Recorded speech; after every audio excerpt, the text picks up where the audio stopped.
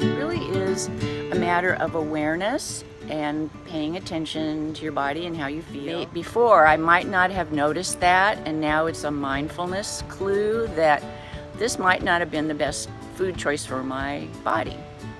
And you've given us a lot of really easy, very doable tips. You don't have to go to an extreme. You can just add very gradually healthy choices. To Joan for all the research that she's done, everything that she puts into it, and she makes it fun. We've got a great community of 5-star eaters.